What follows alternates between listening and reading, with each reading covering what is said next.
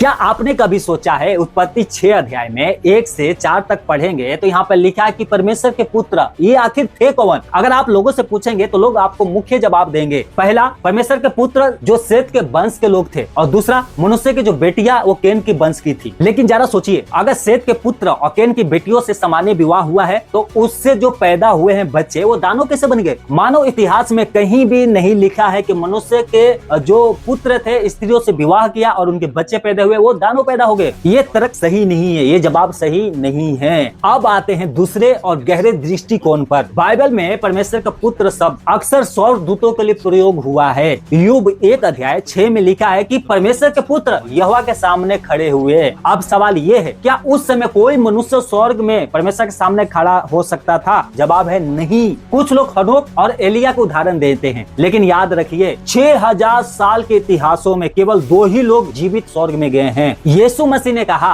कि पवित्र स्वर्गदूत विवाह नहीं करते, लेकिन ध्यान से सुनिए, समझिए, ये बात स्वर्ग में रहने वाले स्वर्गदूतों के लिए यीशु मसीह कह रहा था। जो स्वर्गदूत परमेश्वर के विरोध में गिराए गए हैं वो अपनी इच्छा से काम करते हैं। बाइबल ये भी सिखाती है कि स्वर्गदूत मनुष्य का रूप धारण कर सकते हैं। जो अब्राहम के समय में और सदोम गोमोरा के विनाश करने के समय में जो स्वर्गदूत आए थे वो स्वर्गदूत मनुष्य का रूप लेके आए थे। इसी कारण मेरा विश्वास है कि उत्पत्ति 6 में परमेश्वर के पुत्र गिराए गए स्वर्गदूत थे जो पृथ्वी पर आए और मनुष्य के बेटियों से विवाह किया और उनसे जो संतान उत्पन्न हुए वो दानव कहलाए। अब सवाल आपसे है, आप क्या सोचते हैं? अपनी राय नीचे जरूर लिखे और लाइक सब्सक्राइब जरूर करना।